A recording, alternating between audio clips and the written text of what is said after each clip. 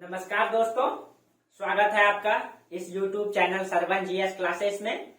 पिछले क्लास में हम लोग चर्चा कर रहे थे, वैदिक सभ्यता की विशेषताओं को देखे थे, बेसिक चीजों को देखे थे वैदिक सभ्यता के बारे में। आज हम लोग देखेंगे वैदिक सभ्यता में राजनीतिक संरचना का विकास कैसे हुआ। राजनीतिक संरचना का मतलब ये है कि ये राजा नाम की संकल्पना ने कैसे जन्म लिया। पिछले क्लास में भी चर्चा किए थे, लेकिन आज भी हम लोग चर्चा करेंगे।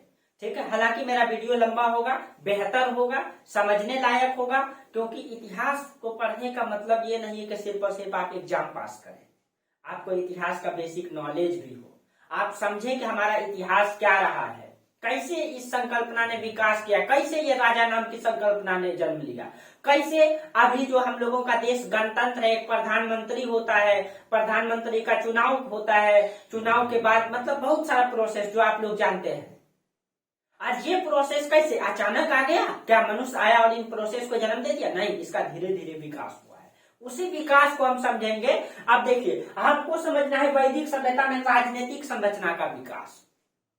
पिछले क्लास में हम इसका बेसिक चीजों को चर्चा किए थे कि वैदिक काल को हम लोग दो भागों में बांटते हैं। देखिएगा, थोड़ा सा चर्चा कर देते हैं। वैदिक काल को दो भागों में बांटते हैं। एक तो हो जाएगा आपका वैदिक काल या वैदिक सभ्यता या वैदिक काल, आप कुछ भी लिख सकते हैं।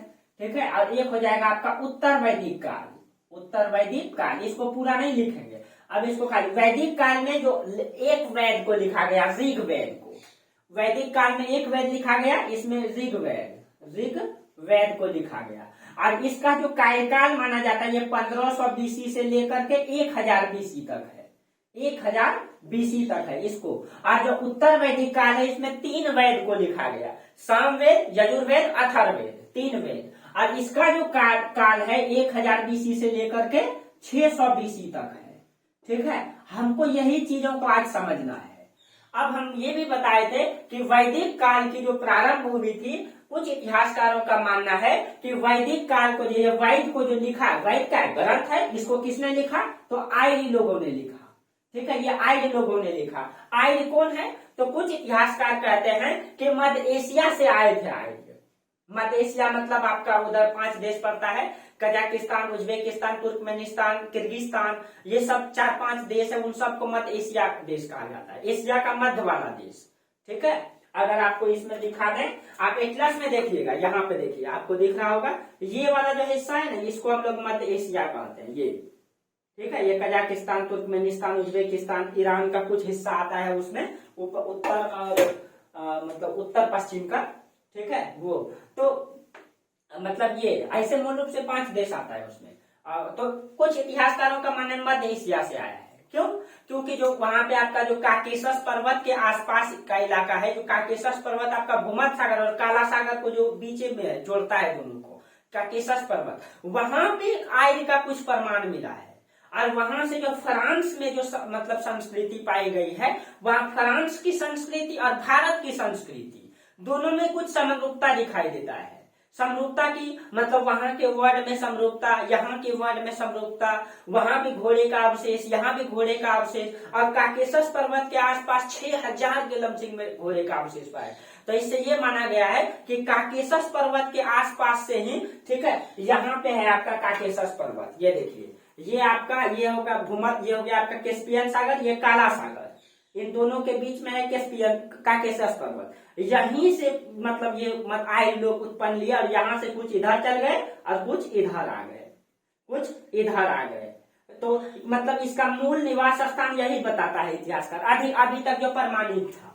लेकिन अब तो कुछ इतिहासकार बताते हैं कि नहीं, वो आर्य भारत के ही मूल निवासी थे। हालांकि वो अलग चर्चा है, लेकिन अभी तक ये मानना है कि ये मतलब कि मध्य एशिया से आए थे। बहुत सारे इतिहासकार अलग अलग तर्क दिए हैं, लेकिन ज्यादा प्रमाणित है कि मध्य एशिया से आए थे।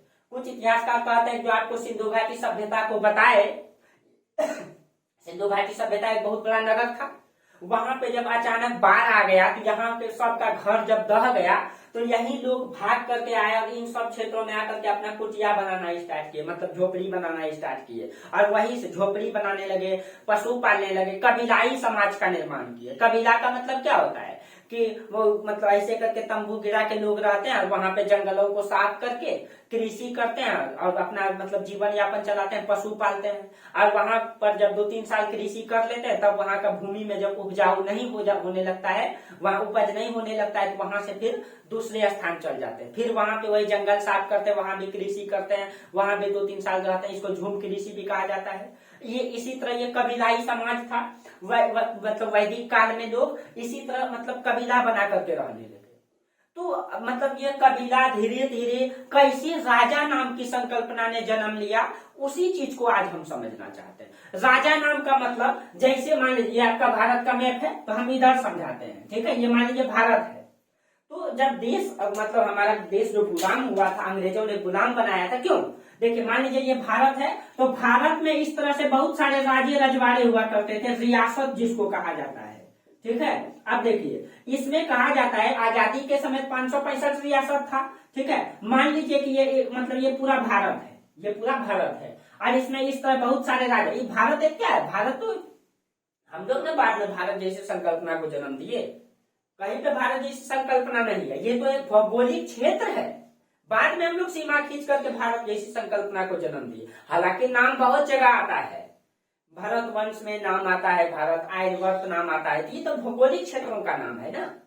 लेकिन इसको समझिए, सब चर्चा करेंगे, इन सब नामों को लेकर के भी चर्चा करेंगे, ठीक है। मान लीजिए ये भौगोलिक क्षेत्र में बहुत सारे राज्य रजवाड़े हैं। मान लीजिए ये एक राजा का पूरा क्षेत्र, ये जमीन है और यहाँ एक राजा हुआ करता है और ये यहाँ एक राजा रहेगा और ये पूरा राजा का जमीन है, ये पूरा राजा का जमीन है और इसके अंतर्गत जितने भी प्रजा जनता है, ठीक है, ये सब राजा की जमीन में ही रहेंगे और राजा का जमीन में ही खेती करेंगे। राजा का जन्म में मतलब जमीन में ही अपना बच्चे पैदा करेंगे, राजा के जमीन में ही, यानी हर कार्य A to Z जितना भी कार्य होता है एक व्यक्ति का, वो सब राजा के जमीन में करेंगे। जन्म लेकर के मृत्यु तक, दाह संस्कार तक राजा का जमीन में होगा और उसके बदले में ये राजा को क्या देगा? टैक्स देगा। एक मालिक और सब उसके, यानी जो भी कार्य करेगा ये राजा के अंतर्गत ही करेगा। राजा जो बोलेगा, जो कानून लागू करेगा वही होगा, यानी एक मालिक और सब उसका पालन करने वाला, उसका कानून का पालन करने वाला। तो ये राजा ना, इसी को तो राजा कहते हैं। और इसी तरह भारत में पहले इस तरह से 565 गो राजा हुआ करता था, 565 राजा, ठीक है। तो जब देश आजाद हुआ तब यही ना मतलब एक सवाल खड़ा हो गया था कि जब देश आजाद हुआ, अंग्रेजों ने 1947 में आजादी देने की घोषणा किया, तब एक सवाल खड़ा हो गया कि 2 देश आजाद होगा कि 565 रियासत आजाद होगा, 2 देश प्लस 565 रियासत आजाद होगा, ये सवाल खड़ा हो गया था। तब सरदार वल्लभ भाई पटेल रियासत मंत्री बनाया, मतलब रियासत मंत्रालय बनाया अलग से, और उसका सेक्रेटरी VP मेनन, और उन दोनों ने मिलकर के इन सभी राजा रजवाड़ों को जो है प्रीवी काउंसिल के तहत, जो है प्रीवी पर्स के तहत इन लोगों को एक कानून बनाया गया, उन सब की चर्चा करेंगे, ठीक है। और इन राजाओं को जो है कि विशेष भत्ता देने का प्रावधान किया गया। तब ये राजा लोग मिले, बहुत सारे, जम्मू कश्मीर नहीं मिलना चाहते थे, हैदराबाद नहीं मिलना चाहते थे, त्रावणकोर, जूनागढ़, ठीक है, जोधपुर, ये बहुत सारे रियासत थे जो भारत में नहीं मिलना चाहते थे। ये सब भारत में एक राजा हुआ कर, अंग्रेज आया, मान लीजिए इसी राजा को गुलाम बनाया और ये राजा आपस में ही लड़ाई लड़ते थे, आपस में ही लड़ते थे। अंग्रेज इसी का फायदा उठाया, अंग्रेज आया, एक पर कब्जा कर लिया, क्योंकि अंग्रेज के पास डेढ़ी तोप गोला था, एगो को कब्जा कर लिया, अब एक इसके क्षेत्र में आ गया। ये दोनों तो आपस में खुदे लड़ रहा था, ये राजा खुदे इसके खिलाफ खड़ा होकर के अंग्रेजों का साथ दिया, इसको भी अंग्रेज गुलाम बना लिया। इसी तरह पूरे मतलब जितना भी भारत में राजा था इन सब पर कब्जा कर लिया। अंग्रेजों ने एक जनता को गुलाम नहीं बनाया, राजा पे कब्जा कर लिया। राजा को बोला, अब राजा जनता से टैक्स लेता था, मतलब पहले राजा मान लीजिए कि 40% टैक्स लेता था, उदाहरण दे रहे हैं। अब अंग्रेज भी इससे जबरदस्ती रंगदारी टैक्स मांग रहा है, तो सता के कारण में अब अंग्रेजों को टैक्स देना है, तो अब यही जनता पर बोला 20% टैक्स और दो तुम, यानी अब जनता 60% टैक्स देगा। 60% में 40% राजा रखेगा और 20% अंग्रेज को जाएगा। धीरे धीरे अंग्रेजे सब रखने लगेगा, जो जिसमें डायरेक्ट कब्जा करेगा। तो ये संकल्प, तो ये देखिए अब एक राजा और ये पूरे प्रजा, ये संकल्पना कैसे जन्म लिया? तो यही संकल्पना वैदिक काल में जन्म लिया। यही चीज को हमको समझना है कि कैसे जन्म लिया ये संकल्पना, ये राजा नाम की संकल्पना। आज हमारे देश में, अब ये जब देश आजाद हुआ तो हम लोग गणतंत्र हो गए, एक संविधान बनाए और बोले कि नहीं अब कोई राजा नहीं होगा, हर व्यक्ति राजा रहेगा, यानी कि मतलब स्वतंत्र रहेगा, कोई किसी का गुलाम नहीं रहेगा। इसी को हम लोग कहते हैं गणतंत्र देश। हमारा एक संविधान है ना, एक होता है स्वतंत्र जिसके पास अपना संविधान नहीं होता है, गणतंत्र जिसके पास अपना संविधान भी होता है। ठीक है, तो इन सब चीजों, अब देखिए तो ये संकल्पना, ये राजा नाम की संकल्पना कैसे जन्म लिया? आज यही राजा को अंग्रेज गुलाम बनाए, और गुलाम जब बनाए तो अब जब देश आजाद हो रहा था तो इन राजाओं से टैक्स लेता था अंग्रेज। अब राजा को छोड़ करके जा रहा था तो वही सवाल खड़ा हो गया था, अब राजा को छोड़ के जाएगा फिर से वही सिस्टम लागू हो जाएगा कि जितना भी राजा था फिर अपना राजशाही सिस्टम चलाने लगेगा, राजतंत्र हो जाएगा फिर। तब वहां पे बहुत सारे मतलब कि नेहरू, गांधी, पटेल, ठीक है, इन सब वीपी मेनन और बहुत सारे लोग, जितने भी आप लोग नाम जानते हैं, बहुत सारे क्रांतिकारी, बहुत सारे, ठीक है, जो देश के लिए करना चाहते थे, देश को एकत्रित करना चाहते थे, जो मौर्य काल में जो एक अखंड भारत था उन सबको मिलाना चाहते थे, तब उन सब चीजों का जो है कि उन लोगों ने मिलकर के ये संकल्पनाएं निर्मित की और एक भारत जैसी संकल्पना को जन्म दिया। पहले ये नहीं था, यहाँ तो बहुत सारे राजे रजवाड़े हुआ करते थे। तो ये राजा रजवाड़ा कहाँ से आया, कहाँ से ये संकल्पना जन्म लिया, कैसे आया? तो आपको मूल चीजें समझना है, बेसिक चीजों को जानना है। ठीक है, आप पढ़ाएंगे कॉन्सेप्ट के साथ, मेरा वीडियो लंबा होगा लेकिन आपको जानकारी होगा। मेरा उद्देश्य है शिक्षा का मतलब ये नहीं कि सिर्फ आपको एग्जाम पास कराएं, शिक्षा का मतलब ये कि आप इतिहास समझें। ज्योग्राफी पढ़ाएंगे, ज्योग्राफी समझें, क्या होती है ज्योग्राफी, कैसे होती है ज्योग्राफी, ठीक है, क्यों ज्योग्राफी पढ़ेंगे, एक इतिहास क्यों पढ़ेंगे, मतलब एक अधिकारी बनने के लिए या एक समान इंसान रहने के लिए, एक मतलब अच्छे तार्किक इंसान बनने के लिए क्यों हिस्ट्री पढ़ेंगे? क्योंकि हिस्ट्री ही तो है जो सभी चीजों का मूल रहस्य है, सभी सब्जेक्ट को ये मतलब क्या है, सार संग्रह है ना, सारा ज्ञान इसमें समाहित है। कैसे? विज्ञान भी पढ़ते हैं तो इतिहास में जाना पड़ता है कि पूर्व का विज्ञान क्या रहा है, उनको संरक्षित करके किसने रखा, हमारे इतिहास ने रखा। ठीक है, चलिए, हालांकि तो हम यहाँ चर्चा करते हैं। आप देखिए वैदिक काल और उत्तर वैदिक काल। अब ध्यान दीजिएगा, वैदिक काल में जो है जब आर्य आए, ठीक है, तो आर्य जब आए तो आर्य का मुख्य पेशा था, आर्य का मुख्य पेशा था क्या, पशुपालन। ये आर्य लोग जब आए, ये कैसी समाज थे, कबीलाई समाज था। कैसा समाज था, कबीलाई, यानी कि अभी आपको समझाए कबीला का मतलब। और कबीलाई समाज का मुख्य व्यवसाय क्या था, पशुपालन था, पशुपालन था। और पशुपालन में ये लोग कौन पशु पालता था, गाय पालता था, गाय यहाँ का मुख्य पशु था।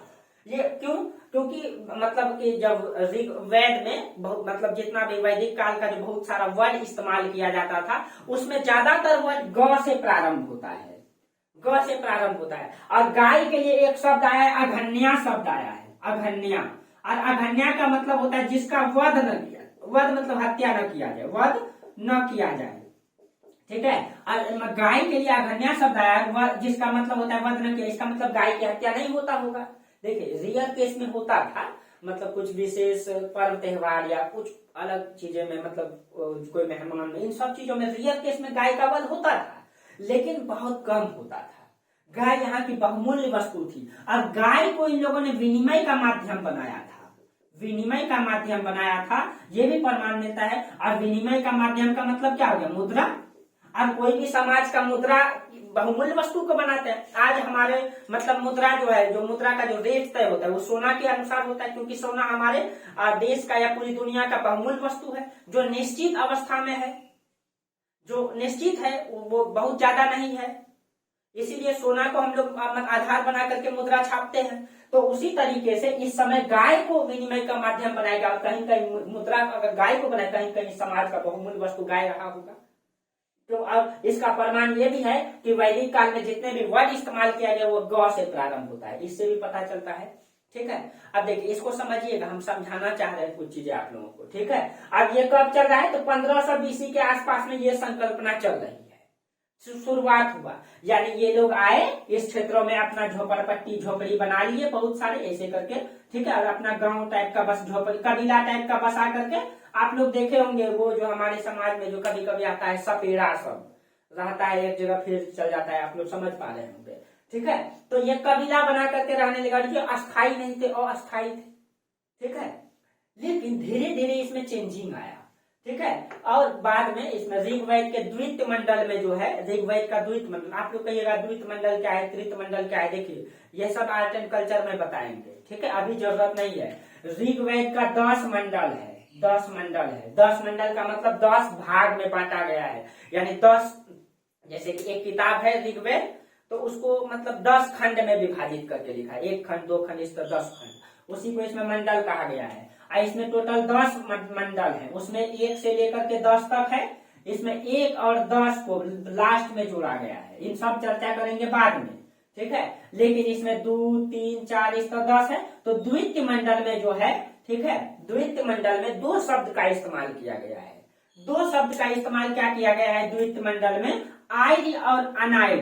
देखिएगा, समझिए इसको, आर्य प्लस अनार्य, ठीक है, अनार्य। अब ये अनार्य कौन है, आर्य कौन है, देखिए। तो अब इतिहासकारों का मानना ये अनार्य जो है ये यहाँ का मूल निवासी है, इस क्षेत्रों का मूल निवासी जो यहाँ पहले से रह रहा था, ठीक है। यहाँ अब आर्य लोग बाद में आए, ठीक है, और यहाँ अनार्य के मतलब अनार्य के आसपास के क्षेत्रों में अपना हस्तक्षेप जमाए और अनार्य को जो है, ठीक है, अपना दास भी बनाए, ठीक है। अब देखिए ये आर्य लोग क्या करते थे, ये पशु पालते हैं, ये क्या है, पशुपालक है, पशुपालक है। और अनार्य क्या करते थे, ये जो है आपका, ये आपका कृषि कार्य को करते थे, कृषि। अब देखिए अनार्य के बारे में कहा गया ये काले हैं, और आर्य के बारे में कहा गया ये गोरे। इसको रंग के आधार पर विभाजित किया गया, आर्य और अनार्य। और अनार्य को यहाँ का मूल निवासी बताया गया है, और आर्य को मध्य एशिया से आया और ये यहाँ पे कब्जा जमाया, ये बताया गया है। ये द्वितीय मंडल में ये उल्लेख है, मतलब इसके बारे में आर्य और अनार्य, इसका रंग के आधार पर विभाजन दिखाई दे रहा है, ठीक है। अब अभी देखिए आर्य लोग क्या कर रहे हैं कि मतलब ये लोग, ये गोरे और ये पशुपालक है, और अनार्य क्या है, ये कृषि कार्य को करते हैं, ये काले है। अब देखिए फिर ऋग्वेद के मतलब कि चतुर्थ मंडल में, चौथे मंडल में उल्लेख आता है, ठीक है, 24 मंत्रों का उल्लेख आता है कृषि के लिए, कृषि के लिए 24 मंत्र का उल्लेख आता है। अब देखिए वेद को किसने लिखा, अभी तुरंत बताइए, ये वेद को किसने लिखा, आर्यों ने लिखा, आर्य ने लिखा, ठीक है, ये आर्य ने वेद को लिखा, अनार्य ने। अनार्य यहाँ के मूल है, आर्य आए और यहाँ पे मतलब वैदिक संस्कृति का जन्म दिया, आर्य आए और यहाँ पे जो उन्होंने किताब लिखी, उन्होंने वैदिक संरचना को मतलब जन्म दिया, वैदिक संस्कृति को जन्म दिया, ठीक है। तो आर्य मतलब ये वेद का निर्माण किया, और एक मतलब कि सॉरी ऋग्वेद के चौथे मंडल में 24 मंत्रों का उपयोग किया गया है कृषि के लिए। इसका मतलब ये है कि ये जो आर्य हैं अब पशुपालक से जो है कृषि करने लगे होंगे, हो सकता है तब ना वो कृषि के लिए मंत्रों का उपयोग किए हैं। तो अब का आर्य क्या हो गए, अब ये कृषि भी करने लगे होंगे। अब देखिए अब क्या परिवर्तन दिखाई देगा। अब देखिए अभी तक यानी शुरुआती चरण में आर्य सिर्फ पशुपालक थे, लेकिन धीरे धीरे 1500 से बाद 1400, 1300, 1200, 1100, 1000 यानी 1000 बीसी तक, यानी 1000 बीसी तक आते आते ये आर्य क्या हो गए, कृषि, पशुपालक से कृषि करने लगे। अब ये जब कृषि करने लगेंगे तो ऋग वैदिक काल के अंतिम चरण में 1000 बीसी में और उत्तर वैदिक काल के शुरुआती चरण में एक नया परिवर्तन दिखाई देता है। क्या, आर्य लोग शुरुआती चरण में कहाँ रह रहे हैं, ये सप्तसंदव क्षेत्र में। सप्तसंदव क्षेत्र का मतलब यहाँ क्या हो गया, 7 नदी का क्षेत्र। 7 नदी का जो उल्लेख आया है ऋग्वेद में, ये आपका ये गंगा नदी है, ये आपका यमुना, और यहाँ पे इधर राजस्थान से बहती थी सरस्वती, जो वर्तमान में विलुप्त हो गई है, जिसका नाम घग्गर भी था।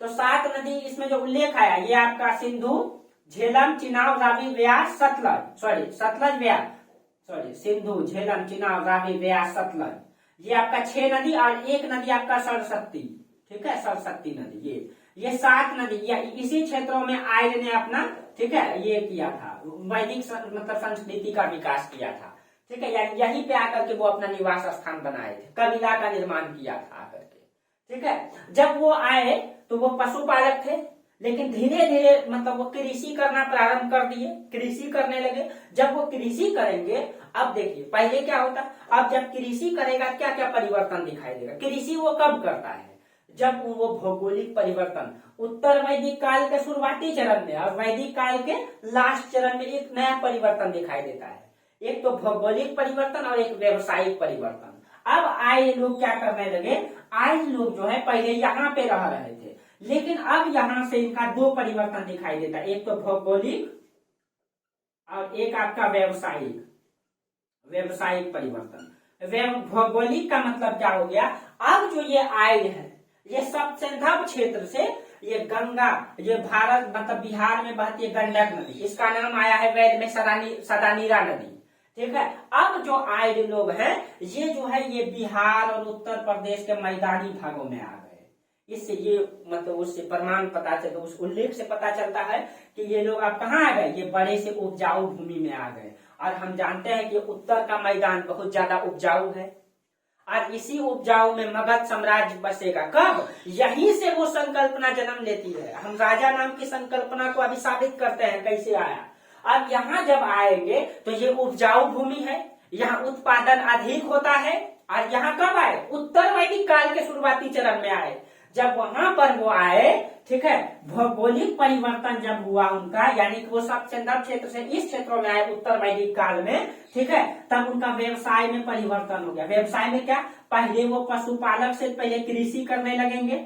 अब जैसे ही कृषि करेगा, अब ये भूमि पहले सिर्फ और सिर्फ अनाज कृषि करते थे, लेकिन अब जो आय भी कृषि करने लगेंगे तो उत्पादन क्या हो जाएगा, वृद्धि अधिक हो जाएगा। अब देखिए कॉन्सेप्ट को समझिएगा यहाँ पे आप लोग, ठीक है। और जहां नहीं समझ में आए मैसेज कीजिए, ठीक है, 2 बार 3 बार रिपीट करके देखिए, आपको पूरा समझना है कि मतलब ये कैसे आया, क्या इतिहास, ठीक है। ये नहीं कि सिर्फ रट्टा मार लेना है, नहीं। अब देखिए जब वो भौगोलिक परिवर्तन हुआ उसका, तो उसका व्यावसायिक परिवर्तन कैसे हुआ। सबसे पहले भौगोलिक परिवर्तन ने व्यावसायिक परिवर्तन को जन्म दिया, ठीक है। व्यावसायिक परिवर्तन में क्या हुआ, अब वो जब कृषि, अब पहले वो क्या थे, पशुपालक थे, पशुपालक से क्या हो गए, कृषक हो गए। अब जैसे वो कृषि करने लगे, अब मान लीजिए, ठीक है, आए पहले पशु पालते थे, उसी से अपना जीवन यापन चलाते थे। लेकिन जैसे ये कृषि करने लगे, उत्पादन क्या हो गया, अधिशेष हो गया। अधिशेष का मतलब क्या हो गया कि पहले इनको खर्च कम, मतलब मान लीजिए आए लोग अपना पशुपालन से और अनाज लोग कृषि करते थे, अनाज लोग, तो इस ये मान लीजिए 5 कुंटल उगाएंगे तो इसी 5 कुंटल में इसका भी पेट भरना पड़ेगा। लेकिन अब अनाज लोग भी कृषि कर रहे हैं और आय लोग जो है ये बड़े से मैदानी भाग में आकर ये भी कृषि करने लगे। अब ये भी उत्पादन करने लगे 10 कुंटल। अब इसका खर्च है एक साल में 5 कुंटल, उपज हो गया कितना, 10 कुंटल इसका, 5 कुंटल इसका, 15 कुंटल हो गया एक साल में। पहले 5 कुंटल में दोनों काम चलाता था और चल जाता था काम। अब उत्पादन 15 कुंटल हो गया और खर्च 5 कुंटल लग गया, 10 कुंटल क्या हो गया, एक्स्ट्रा हो गया। इसी को हम कहेंगे अधिशेष उत्पादन। अब 10 कुंटल जब एक्स्ट्रा हो जाएगा तो वो रख के सड़ाएगा तो नहीं, तब क्या किसकी संकल्पना जन्म लेगा, अधिशेष उत्पादन ने जो है क्या व्यापार को जन्म देगा न। अब ये 10 कुंटल को बेचने के लिए जाएगा, यानी व्यापार करने लगेगा। अब जैसे व्यापार करने के लिए जाएगा क्या खोजेगा, वो मार्केट खोजेगा। तो व्यापार से किसका निर्माण होगा, बाजार का निर्माण होगा। अब समझिएगा, तब जब बाजार का निर्माण होगा तो बाजार में जब हम मतलब कि कोई भी चीज, मान लीजिए हम कोई धान लेके गया, कोई गेहूं लेके गया, कोई कुछ लेकर के गया, कोई कुछ, अब उनको बाजार में रखने के लिए जगह चाहिए। बारिश हो जाएगा, आंधी आ जाएगा, तूफान आ जाएगा, कहाँ रखेंगे। अब बाजार में रखने के लिए क्या बनाएगा वो, अब वो जो है नगर का धीरे धीरे विकास करेगा, बाजार का नगरीकरण होने लगेगा। क्योंकि बाजार में व्यापारी वर्ग आएंगे, व्यापारी वर्ग को रहने के लिए स्थान चाहिए। पहले रहने के लिए छोटा झोपड़ी बनाएगा, धीरे धीरे जहाँ व्यापार होता है वहाँ पैसा ज्यादा होता है, वो धीरे धीरे विकास करने लगेगा। वहाँ पक्का का मकान बन जाएगा, वहाँ मतलब व्यापारी को रुकने के लिए होटल चाहिए, होटल बन जाएगा। उसका जूता सीने वाला चाहिए, उसका कपड़ा प्रेस करने वाला चाहिए, उसको पहुंचाने के लिए गाड़ी चाहिए। आप देखिए तो गाड़ी के लिए सड़क बन जाएगा, रहने के लिए क्या बन जाएगा, मकान बन जाएगा, जूता पॉलिश करने वाला। और इस तरीके से नगर का विकास होगा। इसी तरीके से नगर का विकास हुआ है, ठीक है। और यही नगर का विकास अब प्रतिस्पर्धा को जन्म देगा। तो यहीं से, यही बाजार से क्या बन जाएगा, नगर बन जाएगा। देखिए समझना है कैसे नगर आया। अब यही नगर किसको जन्म देगा, प्रतिस्पर्धा को। प्रतिस्पर्धा तो व्यापार ने ही जन्म दे दिया। यहाँ से जब अभी तक देखिए वैदिक काल में समाज कैसा था, समता मूलक था, ठीक है। समता मूलक का मतलब आपस में सब मिलजुल करके रहता था, समाज में सबका समान मतलब कि हस्तक्षेप होता था। यानी राज्य की समता मूलक समाज का मतलब होता है राज्य की संपत्ति पर सबका समान अधिकार हो, ठीक है, उसको समता मूलक समाज। तो समाज समता मूलक था, लेकिन जैसे उत्पादन बढ़ जाएगा, प्रतिस्पर्धा बढ़ जाएगा एक दूसरे में, और यहीं पे जन्म लेगा विनिमय और प्रतिस्पर्धा, विनिमय और प्रतिस्पर्धा। तो इन सब चीजों को समझने की जरूरत है ना, क्या कैसे आया। लेकिन आप लोग सिर्फ रटने में रहते हैं। समझिए दोस्तों इसको, ठीक है, इतिहास को जो बेहतर समझ लिए, ठीक है, तो सोचिए आपका जीवन जो है ना तर हो जाएगा। आप हमारे साथ इतिहास में 3 महीना दे देंगे ना, आपको मतलब इतिहास में बेहतर नॉलेज दे देंगे। जितना हमको पता है दोस्तों, ऐसा नहीं है, ठीक है, मतलब जितना हमको जानकारी है उतना जरूर बता देंगे, एक बेहतर नॉलेज जरूर दे देंगे आपको, ठीक है। इतिहास में, इतिहास सब्जेक्ट में ऐसे तो मतलब बहुत तो नहीं, लेकिन जितना आपको जानकारी है, दुनिया में ज्ञान की तो कमी नहीं है, ठीक है। और ज्ञान तो अभी तो हम लोग इस मतलब मान लीजिए कि समुंदर में अभी गोता भी नहीं लगाया है। ये ज्ञान का समुंदर बहुत बड़ा है दोस्तों। अगर इसमें कोई कहता है कि हम ज्ञानी हैं, तो वो सोचिए कि वो कुछ नहीं है, ठीक है। वो अपने आप में मतलब शिक्षा उसमें हावी हो गया है, वो शिक्षा ग्रहण नहीं किया है, ठीक है, क्योंकि बहुत बड़ा है मतलब ज्ञान। अभी सोचिए वैदिक काल में रिसर्च ये चल रहा है, इसको देख करके नहीं आया है। इसमें मतलब एक एक चीजें समुंदर है, एक टॉपिक में इतिहासकार अपना जीवन बिता देते हैं। ज्ञान अनंत है इस ब्रह्मांड में। आपको ब्रह्मांड के बारे में तो बताया ही, ठीक है, इसीलिए तो इसमें जो छोटा सा ज्ञान है उसको भी आपको बेहतर मतलब जानकारी दे देंगे, ठीक है। हमको बहुत ज्यादा तो नहीं है, लेकिन हाँ जो जानकारी है वो आपको बेहतर हो जाएगा, ठीक है, वो आपका बेहतर हो जाएगा। चलिए, बहुत तो नहीं, लेकिन जितना हम जानते हैं बेहतर हो जाएगा आपको एग्जाम के व्यू से भी और आपको एक नॉलेज के व्यू से। मेरा मकसद ये है कि समाज में शिक्षा इसीलिए आए कि समाज के लोग इस मतलब कर्मकांडी लोगों से और इस भ्रष्ट नेताओं से, इस भ्रष्ट नेताओं के लोगों की बातों में नहीं आए, और कुछ कर्मकांडी लोग जो समाज में है, जो धर्मगुरु है, जो समाज को गलत रास्ते पे लेकर के चल जाते हैं, उनसे समाज बचे, वो तार्किक हो पाए, ये इतना सोच समझ पाए कि सही रास्ता क्या होना चाहिए, वो तर्क करने के लिए सीखे बस। और अच्छा से मतलब इतिहास को मैट्रिक तक पढ़ लिया जाए, इंटर तक अच्छा से पढ़ लिया जाए, उसके बाद जो है तार्किक इंसान हो जाता है। लेकिन हमारे देश का दुर्भाग्य है, शिक्षा व्यवस्था में बहुत सारी कमियां हैं, ठीक है। चलिए जो भी है दोस्तों, लेकिन आपको बेहतर बनना है, जब जगे तब सवेरा। चलिए, आपको बेहतर बनना है। हाँ, अब क्या हो जाएगा, नगरीकरण का निर्माण हो जाएगा। अब नगर जैसे, अब यही देखेंगे दोस्तों कि 600 BC आते आते, ठीक है, यही लोग यहाँ आ गए थे, कबीला बनाए थे, कबीला से बाजार बनाया, और बाजार से देखेंगे कि धीरे धीरे बाजार से वो लोग पक्का का मकान बनाने लगे। इस क्षेत्रों में एक बड़ा नगर का उदय होगा 600 BC में, मगध। और पूरे देखेंगे इस पूरे क्षेत्रों में बड़ा बड़ा 16 नगर मिलेगा, ठीक है, जिसको हम लोग 16 महाजनपद कहते हैं। और इसी तरह से राजा रजवाड़े का जन्म लेगा। अभी बताएंगे कैसे कैसे राजा आता है, ठीक है, आपको खोल करके रख देंगे सारा इतिहास को। इतिहास बोलता है रटने का चीज है, कौन बोलता है रटने का चीज है, ठीक है। चलिए, यहां तक आप लोग समझ गए, ठीक है। अब देखिए, अब क्या होता है, जब नगर का निर्माण होगा, व्यापारीकरण बढ़ेगा, समाज में प्रतिस्पर्धा भी क्या हो जाएगा, प्रतिस्पर्धा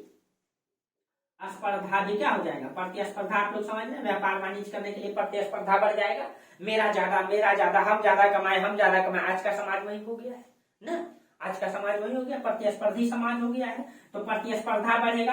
अब देखिए वैदिक काल में आपको बताए थे कि कितने वर्ण के लोग थे, 4 वर्ण के। सबसे ऊपर किसको रखा गया, ब्राह्मण को, दूसरा क्षत्रिय को, ठीक है, तीसरा वैश्य को, ठीक है, और चौथा शूद्र को। ये 4 वर्ण थे, ठीक है, और कर्म के आधार पे था। अब देखेंगे उत्तर वैदिक काल में क्या हो जाएगा, ठीक है। ऐसे तो मतलब ये आपका इसमें शतपथ ब्राह्मण ग्रंथ वेदों का वेद जो है ना, मतलब कि इसमें पद में लिखा गया है, और उसका आसान भाषा में, ठीक है, जो सरल भाषा में, संस्कृत से जो है सरल भाषा में जो लिखा गया, उसी को ब्राह्मण ग्रंथ कहते हैं। तो शतपथ ब्राह्मण ग्रंथ सभी वेदों का ब्राह्मण ग्रंथ है। जैसे 4 वेद है ना, ऋग्वेद, यजुर्वेद, अथर्ववेद है, तो सब वेदों को सरल भाषा में लिखा गया है समझने के लिए, उसी को, और उसको ब्राह्मणों ने लिखा तो उसको ब्राह्मण ग्रंथ कहते हैं। ठीक है, तो सबका अलग अलग ब्राह्मण ग्रंथ है चारों वेदों का। ठीक है, तो उसी को ब्राह्मण ग्रंथ कहते हैं। ब्राह्मण ग्रंथ में, ठीक है, उसमें से एक ग्रंथ है शतपथ ब्राह्मण ग्रंथ। शतपथ ब्राह्मण ग्रंथ में जो है ना, वर्ग में परिवर्तन दिखाई देता है। वर्ग में क्या परिवर्तन दिखाई देता है कि क्षत्रिय वर्ग को ऊपर रखा गया है, वर्ण क्रम में परिवर्तन हो जाता है। किसमें दिखाया गया है? शतपथ ब्राह्मण ग्रंथ में। ठीक है, शतपथ ब्राह्मण ग्रंथ में जो है वर्ण व्यवस्था उल्टा दिखाई दे रहा है। यहाँ पे पहले जो है क्षत्रिय को रखा गया है, क्षत्र, उसके बाद यहाँ ब्राह्मण है। ठीक है, उसके बाद यहाँ क्षत्रिय है। ठीक है, उसके बाद वैश्य है। तो देखिए यहाँ पे क्षत्रिय वर्ग को ऊपर रखा गया है। क्यों ऐसा हुआ? यहाँ इसीलिए ऐसा हुआ होगा, ठीक है, क्योंकि ये प्रतिस्पर्धी समाज हो गया होगा और क्षत्रिय वर्ग आगे बढ़ गया होगा, आगे बढ़ गया होगा, इसीलिए यहाँ पे शतपथ ब्राह्मण ग्रंथ में क्षत्रिय को आगे दिखाया गया है। अब देखिए समाज कैसा है, समाज में 2 वर्ग हैं, आर्य और अनार्य। ठीक है, ऋग्वैदिक कालीन समाज कैसा है? आर्य और अनार्य। और आर्य जो है पशुपालक है, अनार्य जो है कृषक है। लेकिन अब देखिएगा, अब देखिए, समझिए, अब देखिए फिर से इसको, अब यहां तक तो आप लोग समझ गए।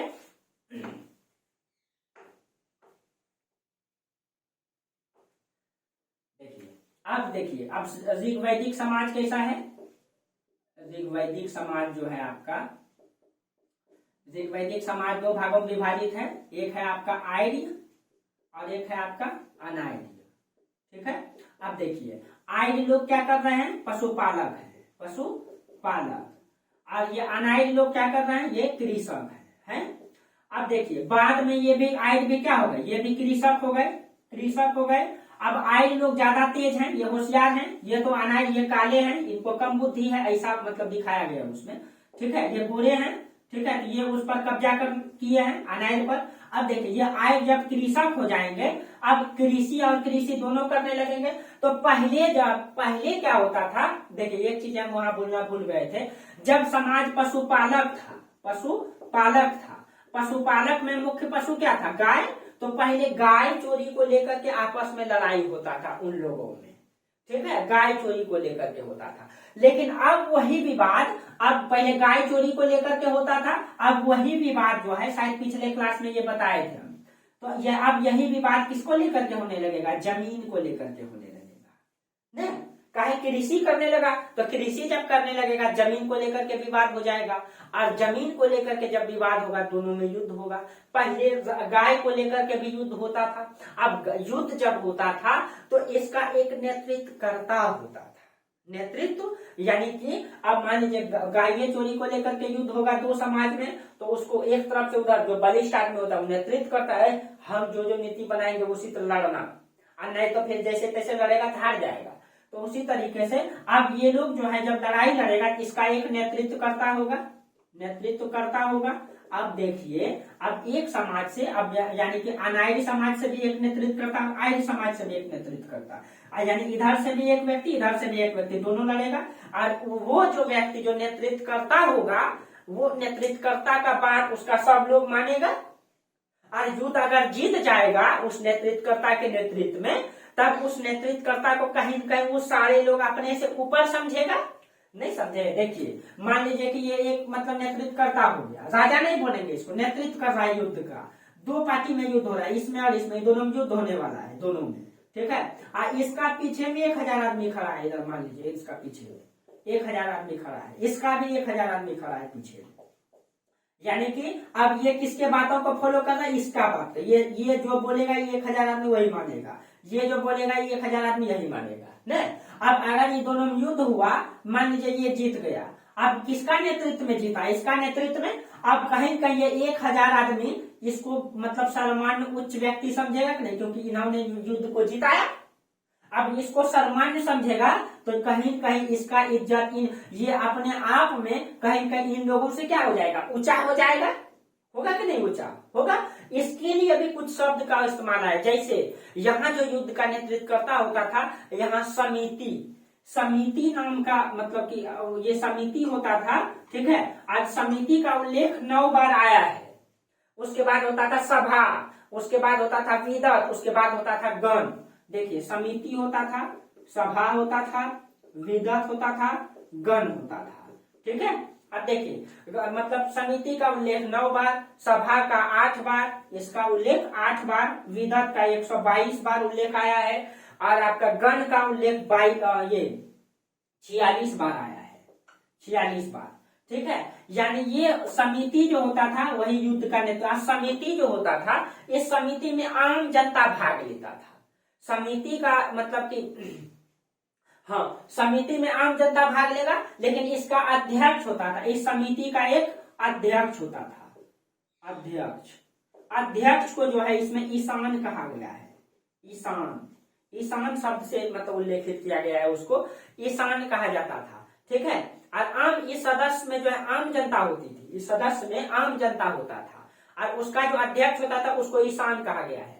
और जो नेतृत्वकर्ता होता था, नेतृत्वकर्ता को ऋग्वेद में जनस्य गोपा कहा गया है। यानी जो भी इस युद्ध का नेतृत्व करेगा, ठीक है, नेतृत्वकर्ता को जो है ना जनस्य गोपा कहा गया है। ये सब लिख लीजिएगा, जनस्य गोपा, ठीक है, पूछ सकता है। जनस्य गोपा कहा गया है, जो नेतृत्व करता था युद्ध में, ठीक है। और एक जनस्य गोपा और एक राजन भी कहा गया है, इसको राजन, जनस्य गोपा और राजन भी कहा गया है, ठीक है। अब देखिए अब क्या होता था, अब मान लीजिए कि ये नेतृत्व करता है, ये नेतृत्व करता है, ठीक है, नेतृत्व करता है। अब देखिए अब नेतृत्वकर्ता के नेतृत्व में जब युद्ध जीत जाता था तो समाज कैसा है, कबीलाई है, कबीला सा बना हुआ है, ठीक है। जब नेतृत्वकर्ता मतलब युद्ध को जिता देता था तो समाज के जितने भी ये नेतृत्वकर्ता फिर जब समाज में आता था तो जो कबीला के मुखिया होते थे, मान लीजिए आप कैसे आपको समझाएं, देखिए ये मान लीजिए कि ये पूरा समाज है, और इसमें एक कबीला का झुंड यहाँ रहता है, यहाँ पे रहता है, इसी तरह एक कबीला का झुंड यहाँ रहता है, यहाँ रहता है, ठीक है। ये एक कबीला इस तरह से है आपका, मान लीजिए ऐसे है, एक समाज इधर है, इधर बना देते इधर। अब यहाँ भी कबीलाई है, इसी तरह से रहता है। अब इन दोनों कबीला में युद्ध हुआ और ये कबीला जीत गया, और इस कबीला का एक व्यक्ति नेतृत्व करता था जिन्होंने युद्ध जिताया। अब ये जो कबीला का एक मतलब ये पूरा झुंड है, इसका एक मुखिया होता था, ठीक है। मुखिया का मतलब उसका बात सब कोई मानता था, ठीक है, मुखिया। अभी भी समाज में वैसा सिस्टम होता है कि समाज में देखिएगा झगड़ा लड़ाई होता है तो समाज में एक पंच होता है ना। अब तो लोग वैल्यू नहीं देने लगे उसका, लेकिन अभी से 5 साल 10 साल पहले अच्छा इज्जत सम्मान होता था उसका, ठीक है। आज लोग का नैतिक विचार ही चेंज हो गया। अब उस विचारधारा पे कौन चलता है, पंच के बातों पर कौन मानता है, कोई नहीं मानता है, ठीक है, क्योंकि विचार ही लोगों का चेंज हो गया, पंच का विचार ही चेंज हो गया। तो कैसे माने, पहले लोगों में एक चीजें थी खासियत कि ईमानदारी था, लोगों में नैतिक विचार था, लेकिन अब वो कम हो गया, इसीलिए ये समाज की संकल्पना ये खत्म हो गई। तो ये समाज का इस कबीला का एक मुखिया होता है, इसका भी एक मुखिया, इसका अब जो नेतृत्व करता है, जो एक व्यक्ति इस सब का नेतृत्व करके युद्ध को जिताए हैं, अब वो जब समाज में जाते थे तो ये मुखिया उसका जो है एक मतलब कि सम्मान करता था, उसको रत्न बहिषी संस्कार कहा जाता है, रत्न बहिषी संस्कार, बहिषी संस्कार। अब देखिएगा समझिएगा थोड़ा, रत्न बहिषी संस्कार यानी कि ये मुखिया जो है इन सारे कबीलाओं से कुछ ले करके इसका सम्मान करता था, उसका पैर पकड़ मतलब कि चूमता था, और उनको जो है बलि के रूप में उपहार देता था। उपहार जो देता था कि आपने युद्ध जिताया है, कहीं न कहीं आप एक सर्वसामान्य व्यक्ति हैं, इसीलिए इसको उपहार देता था, जिसको बलि कहा जाता है, ठीक है। यानी कि 10 किलो अनाज दे दिया, 5 किलो कोई इस तरह से दे दिया, तो पहले उपहार देता था, तो उसी को बलि कहा गया है। अब ये सारे कबीले के मुखिया उनको बलि के रूप में देता था। अब देखिए दोस्तों एक चीज है, जैसे ही उसको मतलब कि उसका क्या कहते हैं रत्न बहिषी संस्कार होने लगा, उसको बलि देने लगा, कहीं न कहीं उस समाज के लोग अपने से उस व्यक्ति को जिन्होंने नेतृत्व करके युद्ध को जिताया है, कहीं कहीं अपने से ऊंचा मानने लगा, उसको अपने से ऊंचा मानने लगा। और वही अब उसके बाद सब कोई उसको जब बलि के रूप में उपहार दिया तो कहीं कहीं वो समाज से जो है ऊपर व्यक्ति हो गया, कहीं कहीं समाज से सबसे अमीर व्यक्ति हो गया वो समाज का। अब वही व्यक्ति धीरे धीरे और इसी तरह धीरे धीरे अब ये व्यक्ति जब धीरे धीरे आगे बढ़ते जाएगा, पावरफुल होते जाएगा, और ये व्यक्ति धीरे धीरे अभी उपहार के रूप में लेता है टैक्स, बलि, लेकिन बाद में वही चीजें जो है टैक्स कर में परिवर्तित हो जाएगा। और इसी तरीके से राजा नाम की संकल्पना को जन्म देगा, इसी तरीके से राजा नाम की संकल्पना को जन्म देगा। अब देखिए, अब समझ में आया होगा आप लोगों को। अब यही पहले जो अब ये युद्ध को जिताया, जिसको उपहार देता था, जिसको बलि कहते हैं, लेकिन अब जब सबको इसको उपहार दिया और सबके पास तो अनाज कम कम है, और सब मिला करके इसको पहुंचाया और इसका रत्न बहिष्ठी संस्कार किया, उसका आदर सम्मान किया, पैर चुमा, कहीं कहीं अपने मतलब कि समाज में सबसे सर्वश्रेष्ठ व्यक्ति उसको मान लिया लोग। अब इससे क्या हो जाएगा, सर्वश्रेष्ठ व्यक्ति मान लिया, उसके पास संपत्ति भी ज्यादा हो गया। अब वो धीरे धीरे समाज में पहले उपहार लेगा, धीरे धीरे जब पावरफुल हो जाएगा वो, तो वो जबरदस्ती थोपेगा, तुमको अब टैक्स देना पड़ेगा और उसका बात भी मानना पड़ेगा लोगों को, क्योंकि वो पहले भी स्वीकार कर चुका है, वो हमसे ऊपर है, उस ताकतवर है, उसके पास संपत्ति भी ज्यादा हो जाएगा। तब ये क्या बोलेगा, जितना भी कबीला है सबका रक्षा करना मेरा जिम्मेवारी है, युद्ध हो, कुछ भी हो, गाय चोरी हो, जमीन विवाद हो, सबका रक्षा हम करेंगे, उसके बदले में तुम लोग हर एक महीना हमको 10-10 किलो अनाज पहुंचा देना। यही चीजें जन्म देगा किसको, राजा नाम की संकल्पना को। अब ये राजा बन जाएगा और इन सब का विकास का जिम्मेवारी किसके पास आ जाएगा, एक व्यक्ति के पास। देखिए, एक तरफ आपको समझाए नगर का विकास और एक तरफ आपको समझाए नगर मतलब कि उसमें राजा का विकास, यानी कि नगरे में न राजा रहेगा तो राजा का विकास। कैसी राजा नाम की संकल्पना आया। अब यही राजा प्रशासन को बनाएगा। क्या प्रशासन को बनाएगा, देखिए अब, ठीक है दोस्तों, वीडियो लंबा होगा, मैं बार बार कहता हूँ, लेकिन इतना बेहतर कॉन्सेप्ट होगा आपका कि कोई इतिहास में आपको कहीं भी किसी वर्ड में कोई हिला नहीं पाएगा आपको। आप मेरा वीडियो को मतलब कि अच्छा से देखिए और मतलब एकदम एक एक चीजों को समझिए, कैसे क्या क्या आया। आप इतिहास में आज तक रट्टा मारते थे, हम तो ये बता देते हैं कि राजा कहाँ से आया, कैसे आया, उन सब चीजों को समझिए पहले। अब देखिए, अब मान लीजिए एक कबीला है और इस कबीला में ये मान लीजिए नेतृत्व करता है, जिन्होंने युद्ध को जिताया, ये क्या है, नेतृत्व करता है, ठीक है। अब इन्होंने युद्ध को जिताया है। अब यहाँ पे बहुत सारा कबीला है, ये एक कबीला, इसका एक मुखिया, ये कबीला, ठीक है, इसका एक मुखिया, एक कबीला, ठीक है, इसका एक मुखिया। मुखिया का मतलब क्या, मतलब कि एक कुल में एक परिवार होता है ना, उस परिवार में जो सबसे बड़ा आदमी है मुखिया हो गया न। जैसे दादाजी 5 बेटा का छोटा, उसका छोटा छोटा पोता सब, ठीक है, तो उस सब का मुखिया कौन, दादाजी। तो उसी तरह से तो एक मुखिया यानी एक सदस्य का एक मुखिया, इसी तरह से यहाँ भी हो गया, ठीक है, इसी तरह से, ठीक है, बहुत सारा परिवार रह करके ना एक समाज बनता है। अभी बताएंगे, समाज की संकल्पना भी बताएंगे। अब ये सब जो है, अब मतलब कि उपहार जब इसको दिया, ये पावरफुल आदमी बन के नेतृत्व करता। अब जब उपहार देता था तो उपहार को बलि कहा जाता था, क्या, बलि। लेकिन ये आदमी जैसे वर्चस्वशाली हो जाएगा, ताकतवर हो जाएगा, अब ये जबरदस्ती बोलेगा, देखो अब तुम्हारा सब का जिम्मेवारी, सब का रक्षा करना मेरे ऊपर, तुम लोग इसके बदले में हमको हर महीना, पहले उपहार देता था ना, अब हर महीना पहुंचा देना 5-5 किलो अनाज या 10-10 किलो अनाज, ठीक है। और इसके बदले में हम क्या करेंगे, हम जो है प्रशासन बना देंगे। प्रशासन क्या, अब समझिए इसको। अब जो है यही बलि क्या बन जाएगा, टैक्स बन जाएगा, ठीक है, टैक्स यानी कि कर न, कर बन जाएगा। और यही कर वसूलेगा, ठीक है। और ये जो है ये नेतृत्व करता क्या बन जाएगा, राजा बन जाएगा, ठीक है। अब देखिए, अब राजा जब बन गया तो इसके लिए ये, अब राजा बन गया, इसके पास सब भेष हर महीना टैक्स आएगा। अब वो प्रशासन का विकास कर लेगा, यानी कि अब वो प्रशासनिक तंत्र को बना लेगा। प्रशासनिक तंत्र यानी प्रशासन का विकास करेगा, यानी कि अब उसको, अब देखेंगे प्रशासन में, इसमें उल्लेख आता है प्रशासनिक विकास का, इसमें 11 रत्नीन का उल्लेख आता है। प्रशासनिक विकास में 11 रत्नीन, ये रत्नीन क्या है, 11 रत्नीन का उल्लेख आता है। 11 रत्नीन का उल्लेख शतपथ ब्राह्मण ग्रंथ और मैत्रायणी संहिता में आता है। इन दोनों लिख लीजिएगा आप लोग, ठीक है। यहाँ हम नहीं लिखेंगे, शतपथ ब्राह्मण ग्रंथ, ठीक है, और मैत्रायणी संहिता, ठीक है, आप इसको लिख लेंगे, ठीक है। अब देखिए 11 रत्न, 11 रत्न में जो सबसे ऊपर होता है वो पुरोहित होता है। ठीक है, 11 रत्न में सबसे ऊपर कौन?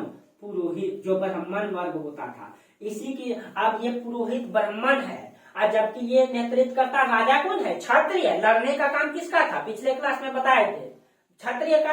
तो पुरोहित कौन है? पढ़ा लिखा आदमी। तो ये इसको सलाह देगा। तो सबसे ऊपर कौन? पुरोहित। पुरोहित के नीचे राजा, यानी कि पुरोहित के सलाह से ही वो चलाएगा राज्य। ठीक है। और पुरोहित का जो नीचे होता था वो रथकार होता था, यानी ये राजा को अलग कर दिए, पुरोहित के नीचे रथकार। रथकार का मतलब क्या? जो रथ चलाता है, जो रथ चलाता है। तो पहले पुरोहित, फिर रथकार, और रथकार से नीचे जो होता था, जो रथ को बनाएगा, बढ़ई। इसके नीचे कौन? बढ़ई, जो रथ को बनाता है। ठीक है, देखिए प्रशासन तंत्र हो गया ये। उसके बाद बढ़ई के नीचे इधर लिखते जाते हैं ग्रामनी, ग्रामनी।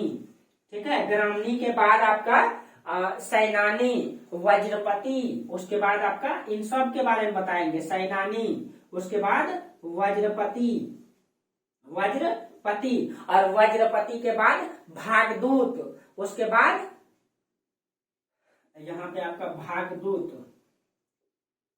ठीक है, और भागदूत के बाद एक प्रधान महिला होती थी, उसको महिषी कहा जाता था। महिषी, महिषी। इस तरीके से 11 कितना हुआ? 1 2 3 4 5 6 7 8, इस तरह से 11 होगा आपका। ठीक है, 11। ठीक है, और ध्यान में नहीं है। ठीक है, हम दे देंगे नोट्स में, नोट्स में आपको दे देंगे। ठीक है, इस तरह से 11 होता था। आप लोग सर्च भी मारेंगे ना, मिल जाएगा 11 रत्नीम का नाम। सतपथ ब्राह्मण ग्रंथ मैत्रायणी संहिता में आप सर्च मारेंगे, मिल जाएगा, लेकिन हम आपको नोट्स में दे देंगे। अब देखिए इस तरीके से प्रशासन वो तंत्र चलाने लगा। ठीक है, प्रशासन, जैसे वज्रपति का मतलब होता है चारागाह का प्रमुख, ग्रामणी का मतलब होता है गांव का प्रमुख। ठीक है, अब देखिए क्या यहाँ पे सिस्टम बना दिया वो, कि सबसे पुरोहित सलाह, किसका सलाह से काम, राजा जो है किसका सलाह से काम करेगा? पुरोहित से।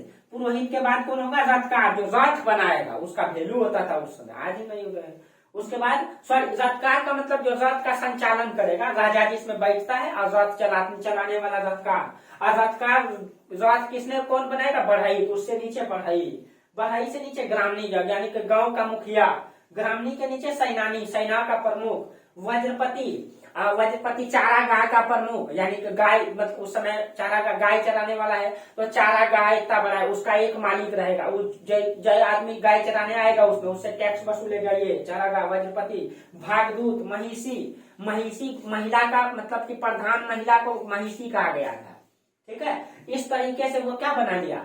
सिस्टम बना लिया। अब इन सब को वो, जैसे अब राजा शासन करेगा, और राजा के अंतर्गत पुरोहित होगा, पुरोहित को पैसा तो जाएगा ही, पुरोहित तो सबसे ज्यादा यज्ञ करेगा, हवन करेगा। अब यहीं से जो है कर्मकांड की संकल्पना भी आएगा आपका उत्तर वैदिक काल में। ये पुरोहित बोलेगा कि देखो, अब देखिए समझिएगा, ये पुरोहित बोलेगा तुम इतने बड़े राज्य का मालिक हो ना, अगर बगल वाला कबीला को जीतना चाहते हो, या पूरे आसपास के कबीला के जीतना चाहते हो, तो तुम एक यज्ञ करो, राजसूय यज्ञ करो, तुम अश्वमेध यज्ञ करो। और तुम अगर अश्वमेध यज्ञ करेगा, और अंतिम जितना भी तुम्हारा संपत्ति है सब अंतिम अवस्था तक दान देते रहेगा, और तुम जो है अश्वमेध यज्ञ में सफल हो जाएगा, तब तुमसे कोई युद्ध नहीं जीत पाएगा। अब ये कौन करेगा? पुरोहित, ब्राह्मण वर्ग। अब राजा को देखिए कितना भी पढ़ा लिखा हमेशा समाज में आगे रहता है। ठीक है, ये जो है कि इतना राजकांड करके कमाएगा, पुरोहित बैठले बैठले उसको चरा करके कमाएगा, यही से कर्मकांड जन्म लेगा। यही पुरोहित बोलेगा अश्वमेध यज्ञ करो, राजसूय यज्ञ करो, और यही यज्ञ करेगा। और मतलब कि अंतिम अवस्था जब जितना संपत्ति है वो सब किसको दान देगा? पुरोहित में। और पुरोहित बैठले कमा रहा है। ठीक है, अब उसके बाद तब राजा राजसूय यज्ञ कराएगा, अश्वमेध यज्ञ कराएगा, युद्ध करेगा, यही सब आगे पढ़ाएंगे आपको। आया समझ में? ठीक है, तो इसी तरीके से राजा नाम की संकल्पना ने जन्म लिया। अब देखिए, अब आपको फिर समझाते हैं ऋग वैदिक काल का जो समाज था वो कैसे बटा हुआ था। ठीक है, यहाँ तक तो आप लोग समझ गए होंगे। ठीक है, देखिए समझने में कहीं आपको दिक्कत नहीं होगा, जहां दिक्कत हो वहां 2 बार 3 बार वीडियो को देखिए, बेहतर कॉन्सेप्ट हो जाएगा आपका। ठीक है। इतिहास को आपके सामने इस तरीके से तोड़ मरोड़ के पेश कर देंगे कि आप किसी तरीके से इतिहास को घुमा सकते हैं, कॉन्सेप्ट बता सकते हैं। वैदिक काल कैसा था, ऐसा था, वही राजा राम की संकल्पना जन्म लिया, ऐसे लिया, सब कहानी समझा दीजिए उसको। ठीक है, आपके सामने क्या है, कहानी। इतिहास को मैंने कभी भी बोझ बन करके नहीं पढ़ा, एकदम कहानी है ये, घटे हुए घटनाओं का क्रम बाई क्रम कहानी है। सिंधु घाटी सभ्यता क्या था, कहानी था। कैसा घर बनाया था, कौन लोग रहता था, कितना बड़ा क्षेत्र में था, कैसा नगर का विकास, यही कहानी तो है। आपका नगर का विकास कैसा है, कोई पूछेगा तो आप क्या बोलेंगे?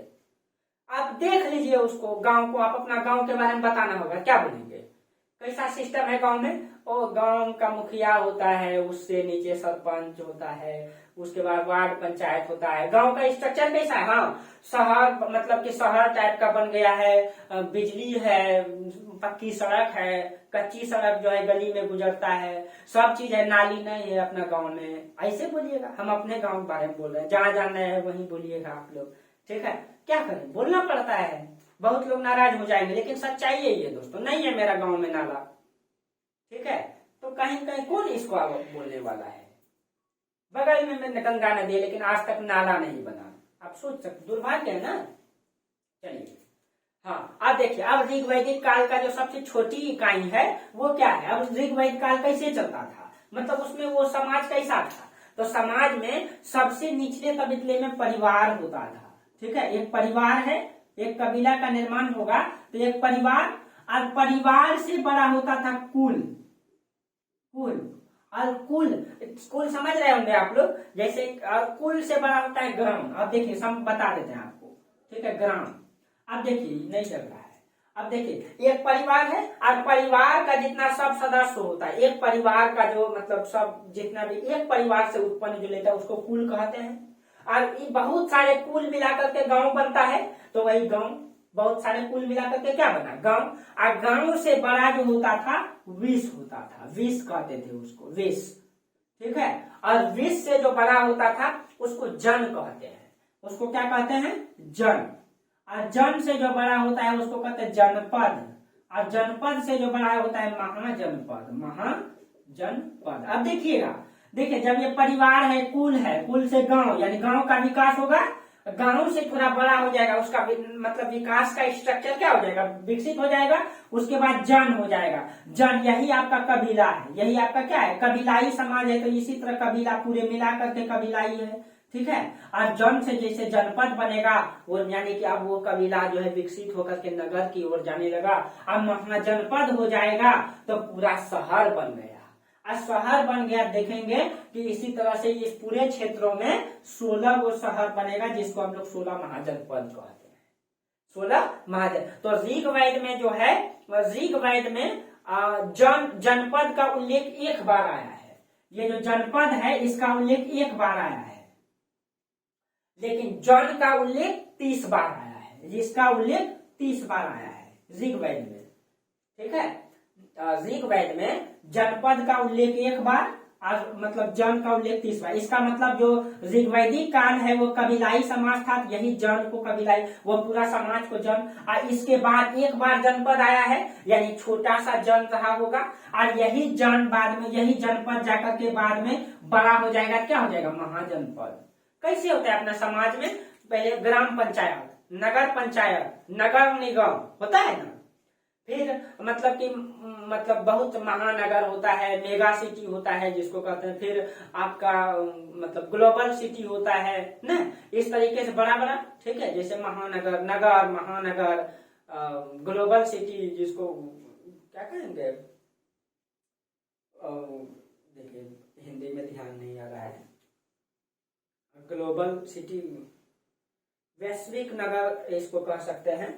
ठीक है, इस तरीके से, जैसे दिल्ली आपका महानगर है, उसका आसपास का एरिया सब, तो वही महाजनपद 16 हो जाएगा, यानी कि यही जाकर के आगे देखेंगे यही कबीला धीरे धीरे नगर में विकसित हो जाएगा। ठीक है, अब देखिए, अब इसका उल्लेख भी है ऋग्वेद के 7वें मंडल में जो है ना, 10 राज्य युद्ध का प्रमाण मिला है। अब यहां से आपका चर्चा कल करेंगे, कल नहीं तो लंबा वीडियो हो जाएगा। ठीक है, इसका यहीं से आपका यानी कि ये महाजनपद से कल चर्चा करेंगे ऋग वैदिक कालीन समाज के बारे में कि समाज में समाज का स्वरूप कैसा था, समाज का स्तरीकरण, समाज में महिला का स्थिति में खान पान क्या है। समाज के अंतर्गत यही सारी चीजें पढ़ते हैं ना, खान पान क्या है, मनोरंजन के साधन क्या है, इन सब चीजों के बारे में बताएंगे कि यहाँ के लोग कैसे अपना जीवन जीते थे। देखिए कितना कॉन्सेप्ट के साथ है। ठीक है, तो आज यहीं तक रहने दीजिए, फिर अगले क्लास में हम लोग चर्चा करेंगे इसके वैदिक सभ्यता के समाज को। ठीक है, तो आप लोग पूरा बेहतरीन तरीके से वीडियो को देखिए, इसका नोट्स बनाइए, आप लोगों को नोट्स मिल जाएगा। और आप लोग प्लेलिस्ट में आपका ज्योग्राफी भी क्लास स्टार्ट हो गया, आप लोग ज्योग्राफी का भी क्लास कीजिए, एकदम बेहतर तरीके से समझिए। ठीक है, चलिए तब तक के लिए धन्यवाद आप लोगों को।